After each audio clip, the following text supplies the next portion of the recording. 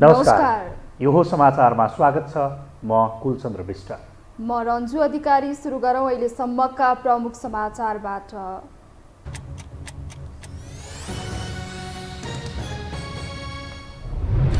उपराष्ट्रपति चयनका लागि भोलि मनोनयन दर्ता गरिँदै उम्मेद्वार टुङ्ग्याउन दलहरूलाई सकस। 8 दलीय गठबन्धनमा सानाको दाबी, महिला नै उपराष्ट्रपति बनाउनु पर्ने माग। प्रधानमन्त्री विरुद्ध परेको रिटमा सर्वोच्चको कारण देखाउ आदेश, 15 दिनभित्र लिखित जवाफ माग। प्रधानमन्त्री विरुद्ध षड्यन्त्र भएको माओवादी धारको आरोप। सत्ता गठबन्धनभित्र भागबन्जा नमिल्दा सरकार विस्तारमै अन्यल। उपराष्ट्रपतिको निर्वाचनपछि सरकार विस्तार गर्ने प्रधानमन्त्रीको तयारी, साना दललाई रिसाउनै सकस। सी जिङपिङ तेस्रो कार्यकालका लागि चीनको राष्ट्रपति चयन, माओपछिको शक्तिशाली नेताका रूपमा पकड बनाउन सफल। चियाङ नयाँ प्रधानमन्त्री बन्ने सम्भावना बलियो। र विश्वकप लिग 2 को श्रृङ्खलामा पिएनजीद्वारा हिजै 56 रनले पराजित। हारसँगै विश्वकप छनौटको सम्भावना समाप्त। 1 दिवसीय मान्यता पाउन भने 3 खेल जित्नै पर्ने दबाव।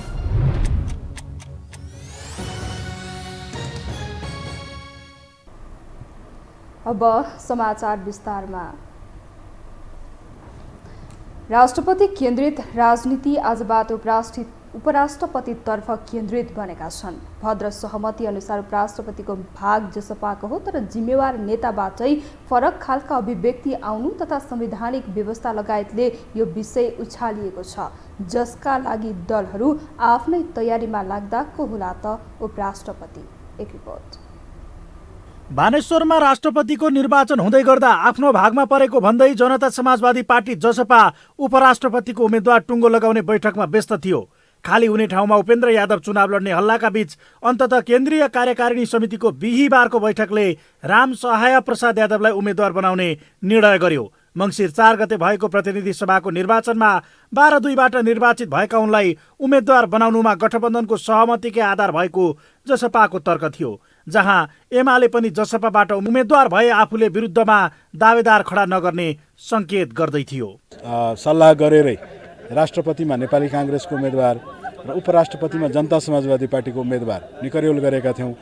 तर शुक्रबार बिहान एकाएक माहौल परिवर्तन भयो। कारण थियो काङ्ग्रेस उपसभापति पूर्णबहादुर खड्काको अभिव्यक्ति। आज ललितपुरको बाडेगाउँमा रहेको पूर्व प्रधानमन्त्री स्वर्गीय कृष्णप्रसाद भट्टराईको आश्रममा पुगेका उनले त्यो कुनै सहमति नै नभएको बताए। जसपा पुरापुर तयारीमा लाग्दा खड्काले भने अब छिट्टै नै गठबन्धनको बैठक बसेर औपचारिक निर्णय गर्ने समेत बताएका छन्। उपराष्ट्रपतिको निर्वाचनको बारेमा केही समझदारी सहमतिहरूको कुरा अगाडि भएको छ। अब सम्माननीय प्रधानमन्त्रीजीले त्यसको संयोजन गर्नुहुन्छ। सम्भवतः आज या भोलि कुनै बेलामा सम्बन्धित दलहरूको नेताहरूको बैठक मैले बोलाउनु होला। बोलाएर हामीले औपचारिक रूपमा उपराष्ट्रपति उम्मेदवारको बारेमा औपचारिक रूपमा एउटा निर्णयमा पुग्छौँ। यसमा चाहिँ छलफल भएको छ। अब अहिले 8 दलको बिचमा यो चाहिँ प्रवेश गरिसकेका छैन। त्यसैले अब 8 दलको बैठक अनौपचारिक रूपमा केही कुराहरू नेताहरूको बिचमा भएका छन्, तर औपचारिक रूपमा 8 दलको बिचमा यो एजेन्डा प्रवेश गरेर छलफल गरेर निर्णयमा पुगिसकेका छैन। यही बीचमा निर्वाचन आयोगले राष्ट्रपतिमा पुरुष र खसारीय समुदायका रामचन्द्र पौडेल निर्वाचित भएकाले योभन्दा फरक लिङ्ग वा समुदायको व्यक्ति उपराष्ट्रपति पदको उम्मेद्वार हुन सक्ने भनी विज्ञप्ति जारी गरेको छ। संविधानको धारा 70मा राष्ट्रपति र उपराष्ट्रपतिको निर्वाचन फरक लिङ्ग वा समुदायको प्रतिनिधित्व हुने गरी गर्नुपर्ने व्यवस्था छ। यसमा वा भनेकोले जसपाले उठाएका व्यक्ति फरक समुदायको भएकाले फरक नपर्ने एक थरीको तर्क छ। तर राष्ट्रपति तथा उपराष्ट्रपति निर्वाचन सम्बन्धी ऐन 2074 को दफा 16 को उपदफा 5 मा यस दफा बमोजिम उपराष्ट्रपति पदका लागि उम्मेद्वार मनोनयन गर्दा राष्ट्रपति पदमा निर्वाचित व्यक्ति जुन लिङ्ग वा समुदायको हो सोभन्दा फरक लिङ्ग वा समुदायको व्यक्तिलाई मनोनयन गर्नुपर्छ भन्ने व्यवस्था छ। त्यही आधारमा आयोगले विज्ञप्ति निकालेको दावी गर्दा माओवादी पनि महिला नै उपराष्ट्रपति हुनुपर्ने पक्षमा, जसलाई महासचिव देव गुरुङकी श्रीमती यशोदा सुवेदीलाई अघि सार्ने आशयका रूपमा समेत हेरिएको छ।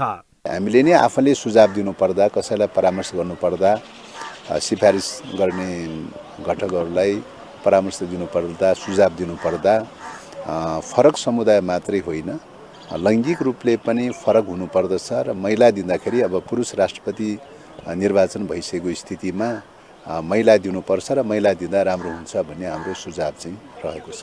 यद्यपि यसले जसपाको दाबी कमजोर हुने देखिएको छ भने नागरिक उन्मुक्ति पार्टी भने उत्साहित बनेको छ। फलत पार्टीले अध्यक्ष रञ्जिता श्रेष्ठलाई उम्मेद्वार बनाउने निर्णय समेत गरेको छ। तर श्रेष्ठको समेत उमेर यसका लागि बाधक देखिँदा जनमतले पनि ममता झालाई अघि सारेको छ, जसले 9 दलीय गठबन्धनमा उपराष्ट्रपतिको विषयले विवाद बल्झिने सङ्केत देखिएको छ भने यसको टुङ्गो लगाउन गठबन्धनको बैठक नै बस्ने भएको छ, जसलाई जसपाले नकारात्मक रूपमा नलिए पनि महिला नै हुनुपर्ने तर्फ सोझिएको बहसले भने उनीहरू सशङ्कित देखिएका हुन्। उमेरका कारण रञ्जिता आफ्नो बाधा नहुने देखिए पनि मधेसमै उदाएको र पहिचानवादी पार्टीबाट अर्को उम्मेद्वारको दाबी भएको विषयले समेत जसपा तरङ्गित हुँदा लगातार आएको अभिव्यक्तिले पनि दृश्य फरक किसिमले विकास हुने सम्भावना बढेको हो। यो हो टेलिभिजनका लागि कुलचन्द्र विष्ट, काठमाडौँ। मुलुकको सर्वोच्च निकाय राष्ट्रपति संस्थाले सकेका राष्ट्रपतिहरूको भूमिकाका कारण राष्ट्रपति पद पटक पटक विवादास्पद र बदनामको अवस्थामा छ। राष्ट्रपति निर्वाचन मार्फत मुलुकले नयाँ राष्ट्रपति पाएको छ। नयाँ राष्ट्रपति रामचन्द्र पौडेलले बिग्रिँदै गएको राष्ट्रपति संस्थाको छवि सुधार्ने सुझावहरूको चाङ लाग्न थालेको छ। सवारीमा सुधार र गैरदलीय छवि पहिलो शर्त बनेको छ। एक रिपोर्ट। राष्ट्रपतिको रूपमा दोस्रो कार्यकाल पूरा गरेर शीतल निवासबाट बाहिरिने तयारी सुरु हुँदै गर्दा राष्ट्रपति विद्यादेवी भण्डारीले तीव्र आलोचना खेप्नु पर्यो। संघीय संसदमा सम्बोधन गर्न जाँदादेखि महाशिवरात्रिमा पशुपतिको दर्शन राष्ट्रपति भण्डारीले नागरिकको आक्रोश र तुच्छ आलोचनाको सामना गर्न बाध्य भइन्। शीर्ष नेतृत्वले नै राष्ट्रपति भण्डारीलाई राजासँग तुलना गर्न भ्याएका थिए।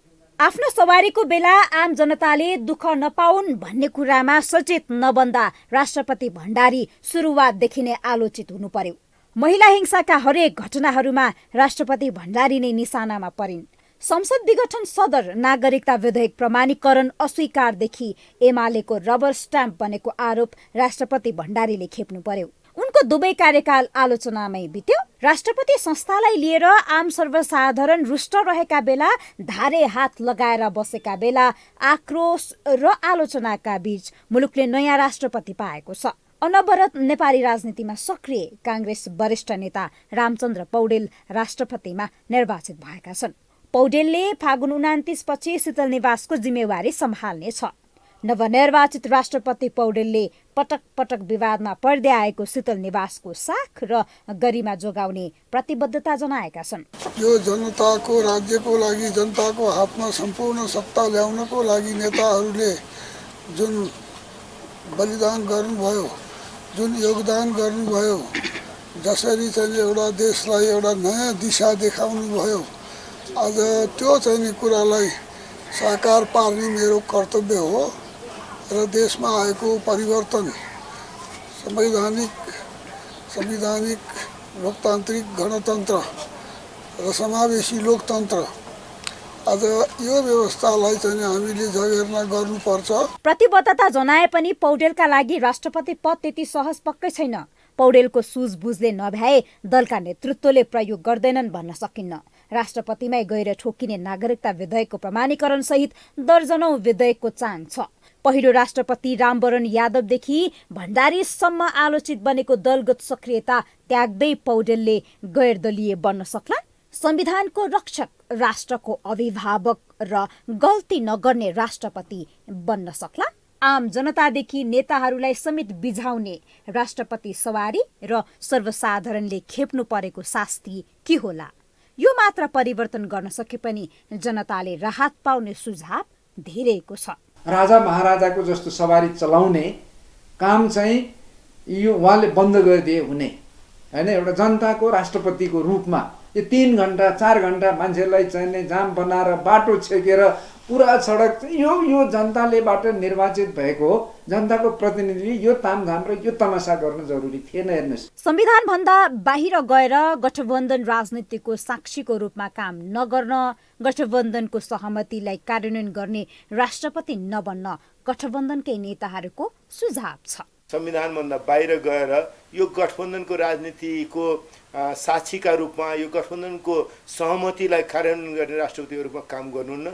लामो राजनीतिक जीवन 60 वर्षभन्दा लामो राजनीति गरेका व्यक्तिले यो संविधानभन्दा बाहिर गएर जीवनको यो समयमा गर्नुहुन्छ मलाई लाग्दैन। उहाँको आजसम्मको काम गर्ने शैलीबाट मैले सुरुमा पनि भने त्यसो उहाँले गर्नुहुने छैन। राजनीतिक परिपक्वता, अनुभव, वरिष्ठताका आधारमा नवनिर्वाचित राष्ट्रपति पौडेल दल वा नेतृत्वको इसारामा चल्दैनन् भन्नेमा धेरै आशावादी छन्। राष्ट्रपतिका काम, कर्तव्य तथा जिम्मेवारी वहन गर्दा संविधान प्रदत्त मर्यादा तथा संविधानका अक्षर र भावनालाई आत्मसात गरी दिगो शान्ति, सुशासन, विकास र समृद्धिको आकांक्षा पूरा गर्ने राष्ट्रिय अभियानमा सरिक हुने प्रतिबद्धता जनाएका पौडेल कतै 8 दलीय गठबन्धनको रबर स्टाम्प त बन्ने होइन, शंका कायमै छ। तथापि नयाँ राष्ट्रपति पौडेललाई राष्ट्रपति पद र शीतल निवास प्रति जनताको सोच बदल्नुको विकल्प छैन। यो हो टेलिभिजनका लागि निम्लेकी शर्पा, काठमाडौँ। अब बाँकी समाचार। सर्वोच्च अदालतले प्रधानमन्त्री पुष्पकमल दाहाल विरुद्ध परेको रिटमा कारण देखाउ आदेश जारी गरेको छ। सर्वोच्च अदालतका न्यायाधीश ईश्वर खतिवडाको एकल इजलासले शुक्रबार 15 दिनभित्र आफै उपस्थित भएर वा प्रतिनिधि मार्फत लिखित जवाफ दिन प्रधानमन्त्री दाहाललाई आदेश दिएको हो।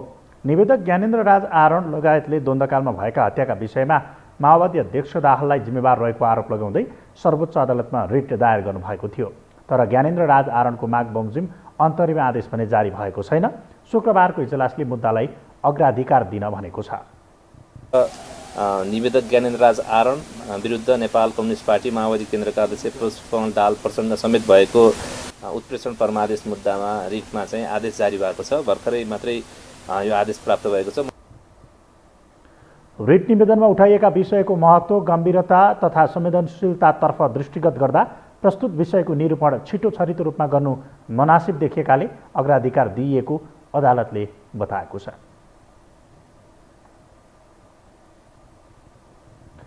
माओवादी केन्द्रका अध्यक्ष प्रचण्डमाथि सर्वोच्चमा रिट परेसँगै विभिन्न समयमा टुक्रा टुक्रा बनेका पूर्व माओवादी घटक एक हुने र एकता गर्ने सम्मका छलफलमा छन्।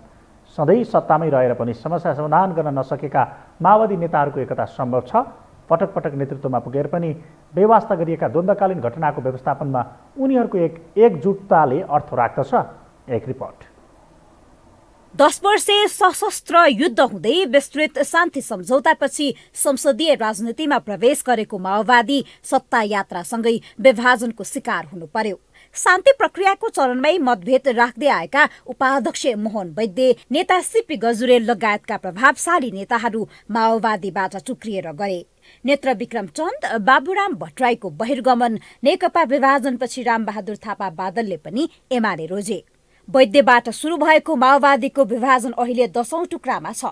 एमाले रोजेका बादल बाहेक अध्यक्ष प्रचण्ड छोडेका सबैले कुनै दोकान सरह राजनीतिक दल खोलेका छन्। तर यी सबैको दोकान चल्न भने पटक्कै सकेको छैन।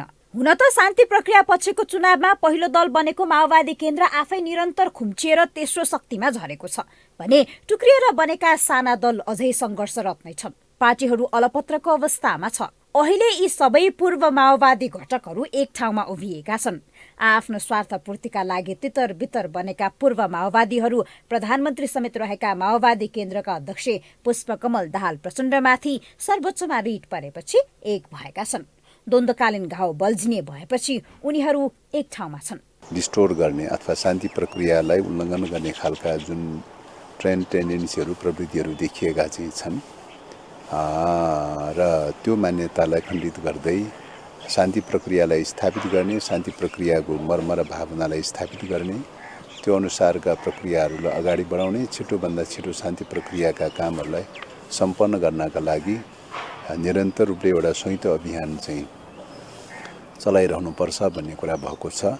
सशस्त्र द्वन्द्वकालमा मारिएकाहरूको हकमा प्रचण्डले सार्वजनिक रूपमा नै जिम्मेवारी लिएकाले उनीमाथि छानबिन र द्वन्द्वका कारण विस्थापित, घाइते र सम्पत्ति हरण भएकाहरूले संलग्नमाथि कारबाही र आफूलाई भरण पोषणको व्यवस्था हुनुपर्ने मागसहित 2वटा रिट परेपछि निरन्तर छलफलमा जुटेको पूर्व माओवादी घटक शुक्रबार बिहान प्रचण्ड निवास बालुवाटारमै छलफल गर्न पुगे। द्वन्द्वकालीन घटनासँग सम्बन्धित मुद्दा नियमित अदालतबाट नभई सत्य निरूपण तथा मेलमिलाप आयोग र बेपत्ता छानबिन आयोगबाट टुङ्गो लगाउनु पर्ने उनीहरूको जोड छ। परिवर्तनका लागि भएको द्वन्द्वकालीन विषयलाई राजनीतिकरण गर्ने षड्यन्त्र भएको उनीहरूको तर्क छ।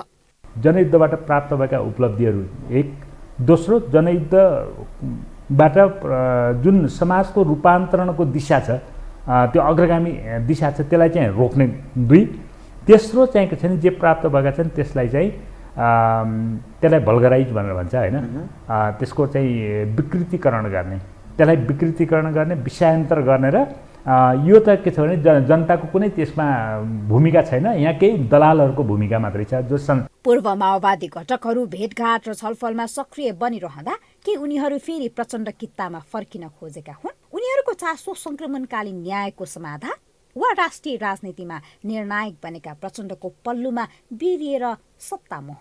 मुख्य कुरो हामी व्यक्तिगत रूपमा मुद्दा लाग्छ भनेर कसैले चिन्ता लिनु भन्दा पनि यो राष्ट्रले चिन्ता लिनुपर्ने विषय भयो। हाम्रो चासो चाहिँ कहाँनिर हो भने शान्ति प्रक्रिया भङ्ग भयो भने देशमा जुन परिस्थिति खडा हुन्छ त्यो त डरलाग्दो परिस्थिति आउँछ नि त। त्यो परिस्थिति आउन नपाओस् भनेर जनतालाई अहिले सजग गराउनुपर्छ भन्ने हाम्रो भनाइ त्यो हो।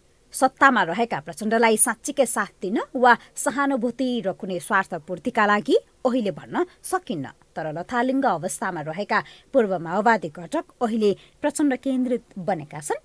राष्ट्रिय तथा अन्तर्राष्ट्रिय चासो बढ्दो छ। अहिले प्रचण्ड आफै सरकारको नेतृत्वमा छन्।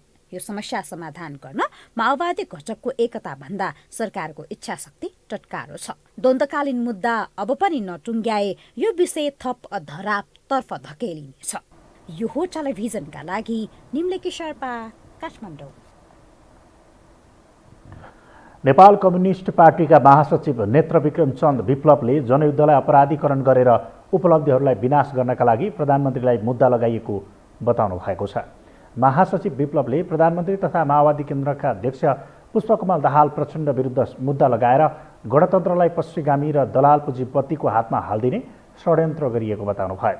उहाँले प्रतिक्रान्तिकारी सन्देश दिने उद्देश्यका साथ मुद्दा हालिएको भन्दै त्यसको जवाफ दिनका लागि आफूहरू तयार रहेको बताउनु भयो। यो मुद्दा भनेको गणतन्त्रलाई पनि सहन गर्न नसक्ने प्रवृत्तिको हमला हो, अथवा गणतन्त्रलाई सम्पूर्ण रूपले एउटा पश्चगामी र दलाल पुँजीपति वर्गको हातमा हालिदिने षड्यन्त्र र जसले देश विश्वमा र नेपालमा एउटा परिवर्तनकारी आन्दोलनको नेतृत्व गरेको थियो त्यो सम्भव छैन है। त्यो अब कसैले पनि त्यसलाई सोच्नु हुँदैन है भनेर एउटा एकदमै प्रतिक्रान्तिकारी सन्देश दिने उद्देश्यका साथ यो मुद्दा हालिएको छ।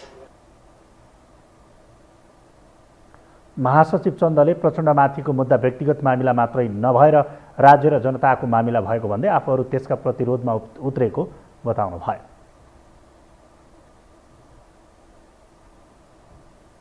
हामीसँग समाचार बाँकी नै छन्, अहिलेलाई विश्राम।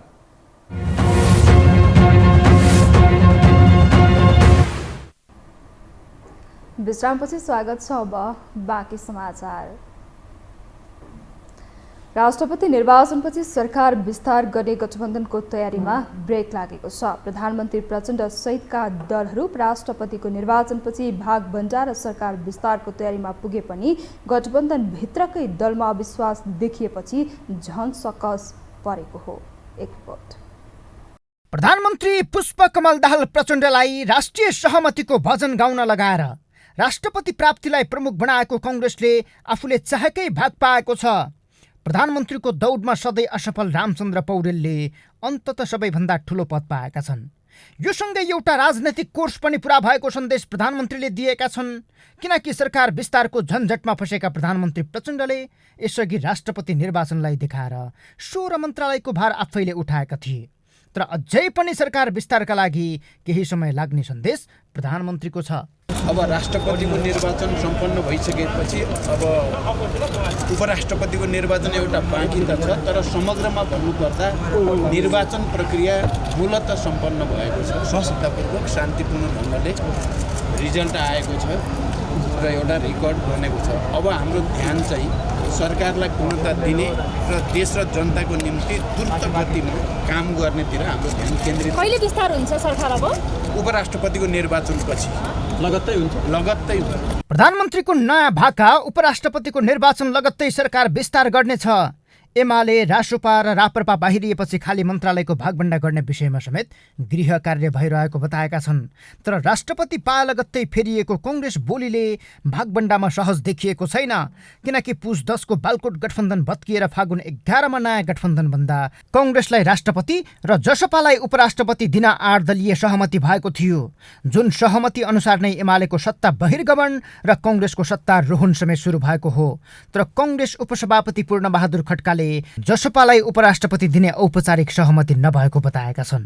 उपराष्ट्रपति उम्मेदवारका बारेमा औपचारिक रूपमा एउटा निर्णयमा पुग्छौँ र जसरी राष्ट्रपतिको निर्वाचनमा हामीले सफलता प्राप्त गरेका छौँ त्यसै गरी दलहरूको बिचमा सहमति गरेर उपराष्ट्रपति निर्वाचनमा पनि सकारात्मक तरिकाको परिणाम आउँछ भन्ने मलाई विश्वास छ। यसमा चाहिँ छलफल भएको छ। अब अहिले 8 दलको बिचमा यो चाहिँ प्रवेश गरिसकेका छैन। त्यसैले अब 8 दलको बैठक अनौपचारिक रूपमा केही कुराहरू नेताहरूको बिचमा भएका छन्, तर औपचारिक रूपमा 8 दलको बिचमा यो एजेन्डा प्रवेश गरेर छलफल गरेर निर्णयमा पुगिसकेका छैन। कङ्ग्रेस उपसभापतिको यो बोलीसँगै जसपा चिड्डिएको छ। कार्यकारिणी बैठक राखेर रामसहाय प्रसाद यादवलाई उम्मेद्वार नै बनाएको जसपाले शीर्ष नेता बीच भएको भद्र सहमति खड्कालाई थाहा नभएको कटाक्ष गरे पनि देउबाका खास पात्रबाट आएको बोली गोली बराबर हो भन्ने हेक्का गरेको छैन, किनकि उपराष्ट्रपतिमा अहिले आएर माओवादी भित्रैबाट आकाङ्क्षी देखिएको र निर्वाचन आयोगले समेत महिला अघि सार्नुपर्ने विकल्प देखाइदिएपछि सहमति सङ्कटमा परेको छ। यता गठबन्धनमा सामेल सबै दलको रोजाइ मुख्य र मालदार मन्त्रालय मात्रै बनेपछि भागभण्डा थप जटिल बनेको छ। फलत गठबन्धनभित्रको यही असन्तुष्टिलाई केलाएर एमाले कङ्ग्रेस जसपा सहितका दलहरूलाई लोभ देखाउन थालेको छ। देउबा एउटा परीक्षणमा हुनुहुन्छ। उहाँ लेडनुक्तर चाहिँ हो कि लोभी मात्रै हो? उहाँ लोभी मात्रै हुनु देशको निम्ति फाइदा छ है। किन भन्दाखेरि एमाले उहाँलाई कहिल्यै प्रधानमन्त्री दिन्थ्यो, अरूले दिन्थे, हुनुभयो। तर अहिले एमालेको प्रधानमन्त्री भइदेऊ 1 नम्बर प्रदेशमा काङ्ग्रेस सरकारमा जाने ठाउँ छैन, त्यही 1 नम्बर प्रदेशमा काङ्ग्रेस जान पाउँछ। अनि यो 9 दलमा काङ्ग्रेसको भागमा पर्ने 5-6वटा मन्त्रालय मात्रै हुन्। एमाले र काङ्ग्रेसको सरकार पर्ने 12-13वटा मन्त्रालय पर्छन्। त्यत्रो अफर यदि काङ्ग्रेसले लिन्न स्वीकार गर्दैन भने यिनीहरू अहिले 12 दलीयबाट तान्दै गर्दासम्म यो लेन्डु दोर्जेहरूको क्लब हो भन्ने बुझ्नुपर्छ। 8 दलीय गठबन्धनमा सबैभन्दा धेरै हिस्सा पाउने दाबी गरिरहेको कङ्ग्रेसले अर्थ र गृह जस्ता मन्त्रालय आफैले राख्नुपर्ने मत राखिरहेको छ। माओवादी र नेकपा एकीकृत समाजवादीको दाबी पनि यिनै मुख्य मन्त्रालयमा छ। जसपा, लोसपा र नागरिक उन्मुक्ति पार्टीको दाबी पनि मालदार मन्त्रालयमै छ। झन् बालकोट गठबन्धनबाट गृह सहितका महत्त्वपूर्ण 3 मन्त्रालय पाएको रासोपा यो गठबन्धनमा पनि सामेल भएर सरकारमा पुग्न खोजेपछि प्रचण्डले गृह कार्य चलाइरहेका छन्, जसको व्यवस्थापन सजिलै छिट्टै हुने छाँट देखिएको छैन। यद्यपि चैत 11 यता पुनः विश्वासको मत लिने बाध्यतामा परेका प्रधानमन्त्री प्रचण्डलाई सबैलाई रिजाएर जानुपर्ने सङ्कट परेको छ। यो हो टेलिभिजनका लागि सन्तोष भिके थापा, काठमाडौँ। सत्ता समीकरण फेरबदल र राष्ट्रपति निर्वाचनको नतिजासँगै नयाँ वैकल्पिक शक्ति रासोपामाथि विभिन्न प्रश्न तेर्सिएको छ। नयाँ पार्टी पनि उही पुरानै पार्टीको जस्तै सत्तामोहमा लिप्त हुँदा जनअपेक्षामाथि कुठाराघात भएको छ। एक रिपोर्ट। मङ्सिर 4 गते सम्पन्न आम निर्वाचनबाट राष्ट्रिय स्वतन्त्र पार्टी अनपेक्षित रूपमा नयाँ वैकल्पिक शक्ति बनेर उदायो। ठुला भनिएका राजनीतिक दल र तिनका प्रभावशाली नेतालाई पाखा लगाउँदै उदाएको राष्ट्रपालाई नागरिकले पहिलो प्रयासमा नै संसदमा चौथो ठुलो शक्ति बन्ने टिकट काटिदिए, जसका कारण सदनले 20 जना नयाँ अनुहार पायो। तर वैकल्पिक भनेर आश छरेको रासोपा पनि सत्तामोहमा नै लिप्त भएको उनीहरूले चालेका कदमले पुष्टि गरेको छ। रासोपाले न त आफ्नो एजेन्डामा रहेर काम गर्न सकेको छ, न नै प्रतिपक्ष बनेर जनताले आश गरेको जस्तो बुलन्द आवाज बोल्न सकेको छ। नयाँ सरकार गठन भएको 2 महिनासम्म पनि शक्ति पृथकीकरणमा नै अल्झिरहेको पार्टी विधान नै मिचेर अघि बढेको छ। गैरदलीय व्यक्तिलाई नै राष्ट्रपतिमा चयन गर्नुपर्ने पार्टीको वाचापत्रमा उल्लेख गरे पनि अन्तिम समयमा राजनीतिका सक्रिय रामचन्द्र पौडेललाई भोट दिएर वाचापत्रलाई लट्याएको छ। 42 दिन सरकारमा रहेको रासोपाको सत्तामोह उही पुरानै पार्टीको भन्दा कम रहेन।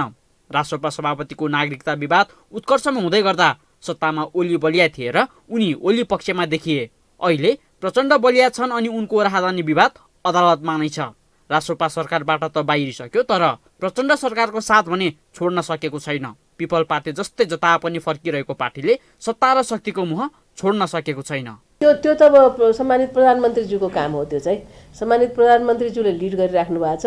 उहाँले चाहिँ अब काङ्ग्रेससँग जोडिनु भयो कि एमालेसँग जोडिनु, उहाँसँग जवाफ माग्नु पर्ला मैले देखेको। हामी त त्यसमा त ठुलो प्लेयर होइन नि त।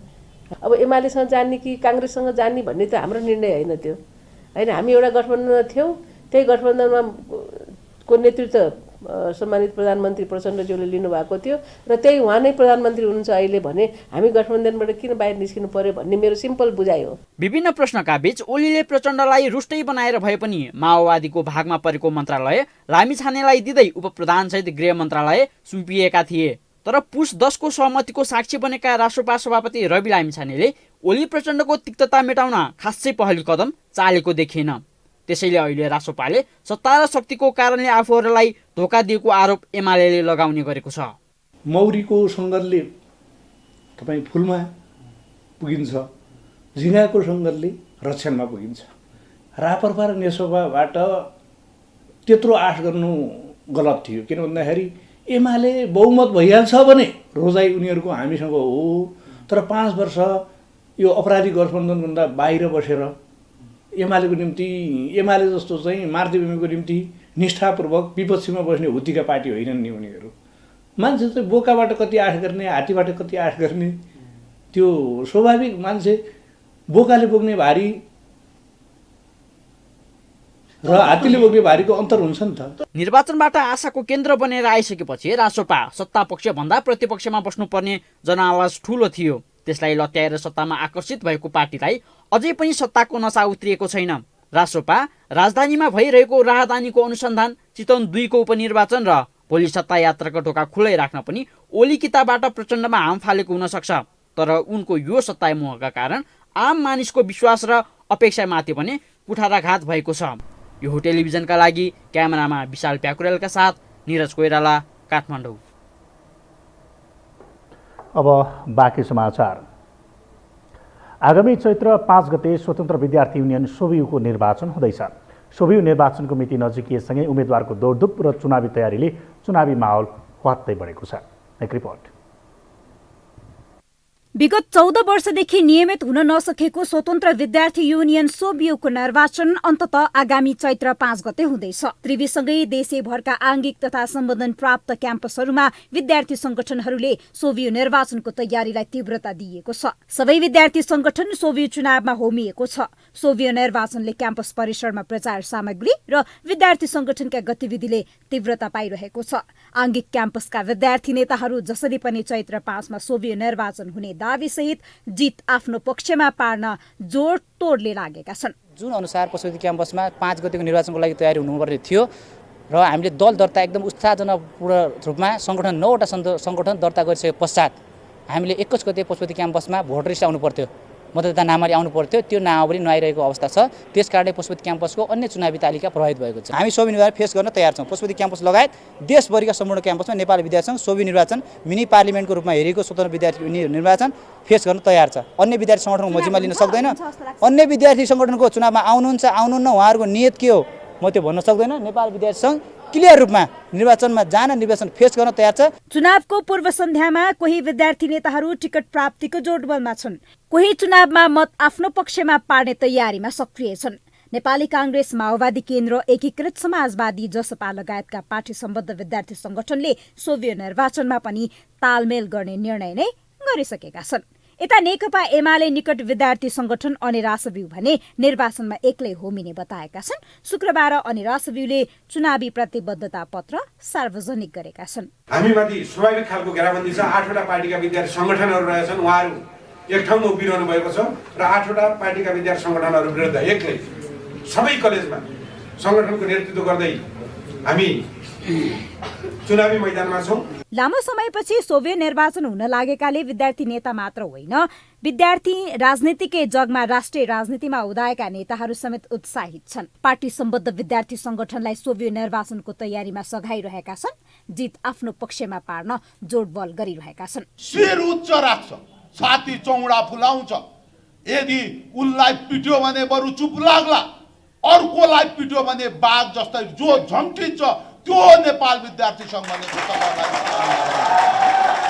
तपाईँहरूले त्यही रङ्गले, त्यही स्वभावले, त्यही चरित्रले नेपाल विद्यार्थी सङ्घको प्युरिफिकेसन गर्न, नेपाल विद्यार्थी सङ्घको शुद्धिकरण गर्दै यो मुलुकमा कलम र मसाल अङ्कित झन्डालाई हरेक कलेजहरूमा फहराउन शुभकामना दिँदै बिदा हुन चाहन्छु। हस्त, धन्यवाद। चुनावी गतिविधिलाई तीव्रता दिइरहँदा विद्यार्थी संगठन बीच विभिन्न स्थानमा झडप समेत हुन थालेको छ। मतदाता नामावलीको विषयमा धेरै क्याम्पसहरूमा विवाद देखिएको छ। कतिपय स्थानमा झडप नै भइसकेको छ। उम्मेद्वारका लागि तछाड मछाड नहुने कुरै भएन। तथापि विवाद र झडपका बीच नै भए पनि लामो समयपछि यो पटक सोभे निर्वाचन हुनेमा सबै ढुक्क छन्। सोभे निर्वाचनका लागि 1,62,268 मतदाता रहेका छन्। यो टेलिभिजनका लागि क्यामेरामा सिरो श्रेष्ठका साथमा निम्लेकी शेर्पा, काठमाडौँ। साना 4 कम्युनिस्ट पार्टीहरूले संयुक्त मोर्चाको घोषणा गरेका छन्। नेत्र विक्रमचन्द विप्लव नेतृत्वको नेपाल कम्युनिस्ट पार्टी, विश्राम कटेल नेतृत्वको नेपाल कम्युनिस्ट पार्टी, विश्वभक्त दुलाल नेतृत्वको वैज्ञानिक समाजवादी कम्युनिस्ट पार्टी नेपाल र कर्णजित बुढाथोकी सुशील नेतृत्वको नेकपा माओवादी समाजवादी पार्टीले संयुक्त मोर्चाको घोषणा गरेका हुन्। मोर्चाको नाम समाजवादी देशभक्त मोर्चा हुने बताइएको छ। नेपाली जनक्रान्तिको आगामी आवश्यकतामा यस संयुक्त मोर्चालाई व्यापक साम्राज्यवाद र दलाल पुँजीवाद विरोधी सम्पूर्ण नेपाली जनताको संयुक्त मोर्चामा विकास गरिनेछ।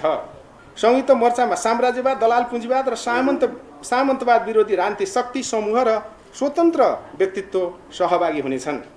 आइआईमा संयुक्त मोर्चाको नाम समाजवादी देशभक्त मोर्चा हुनेछ। मोर्चाले राष्ट्रिय स्वाधीनता सम्बन्धी, वैज्ञानिक समाजवाद तथा जनवाद सम्बन्धी, जनजीविका सम्बन्धी र विभिन्न सङ्घर्षका कार्यक्रम गर्ने उहाँले बताउनुभयो।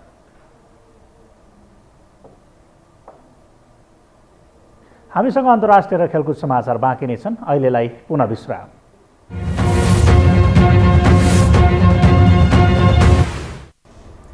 विश्रामपछि स्वागत छ। अब पालो अन्तर्राष्ट्रिय समाचारको।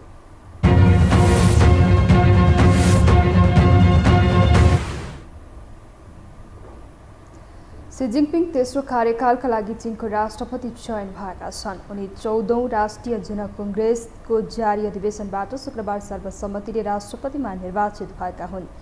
गेटल अफ द पिपलमा उपस्थित नेसनल पिपुल्स कङ्ग्रेस एनपीसीका झण्डै 3000 सदस्यहरूले 69 वर्षीय सीलाई सर्वसम्मत रूपमा राष्ट्रपतिमा चयन गरेको समाचार एजेन्सी सिन्हाले जनाएको छ।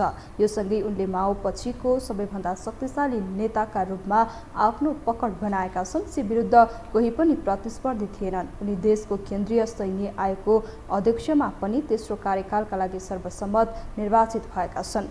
झाओ लेजी संसदका नयाँ सभामुख र हान झेङ उपाध्यक्षमा निर्वाचित भएका छन्।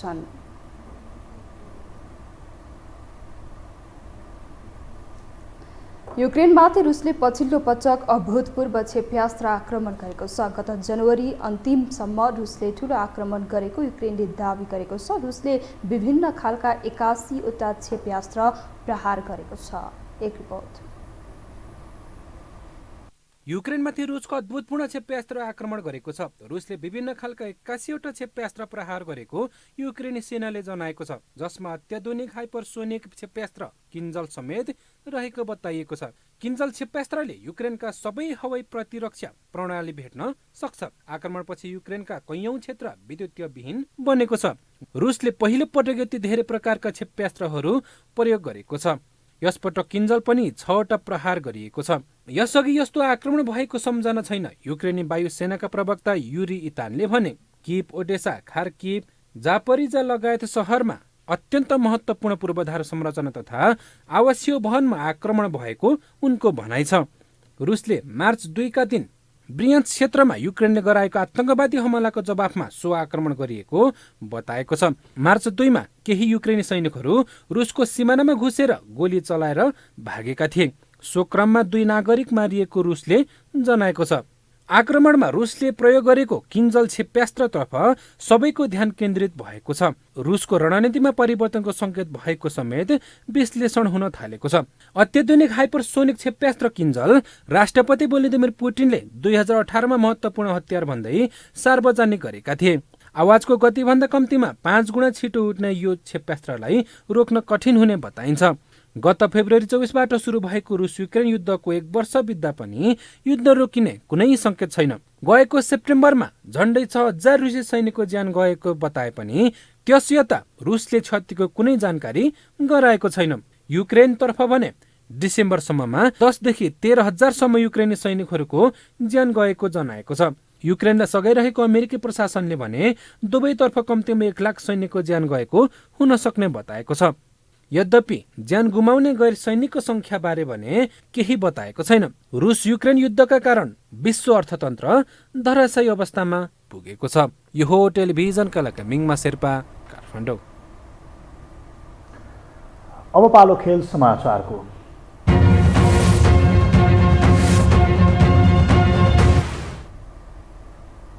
आइसिसी विश्वकप क्रिकेट लिग 2 क्रिकेट अन्तर्गत त्रिदेशीय एकदिवसीय श्रृङ्खलामा पपुवा न्यू गिनी पिएनजीले युएईलाई 56 रनले हराएको छ।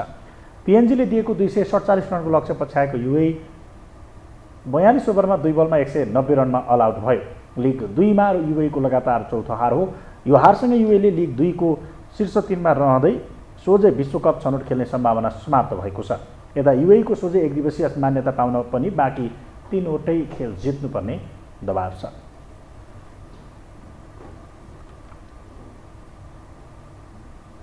खेलकुद समाचारसँगै हामी यो हो समाचारको अन्त्यमा आइपुगेका छौँ। बिदा हुनु अघि प्रमुख समाचार पुनः एकपटक।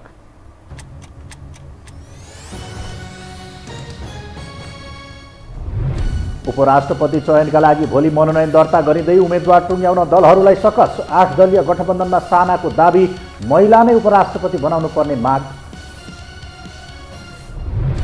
प्रधानमन्त्री विरुद्ध परेको रिटमा सर्वोच्चको कारण देखाउ आदेश, 15 दिनभित्र लिखित जवाफ माग। प्रधानमन्त्री विरुद्ध षड्यन्त्र भएको माओवादी धारको आरोप।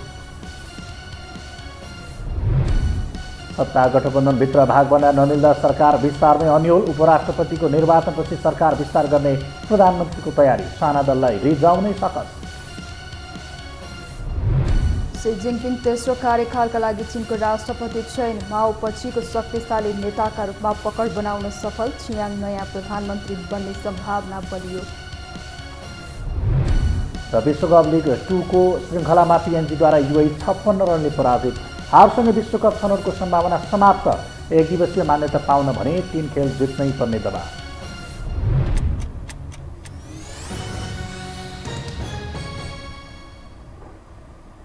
हवस् त, यो हो समाचार सकियो। समाचार बुलेटिनका साथै यो हो टेलिभिजनका सम्पूर्ण कार्यक्रम यो हो टेलिभिजन.com, यो हो खबर.com, युट्युब र फेसबुकमा पनि पढ्न र हेर्न सक्नुहुनेछ।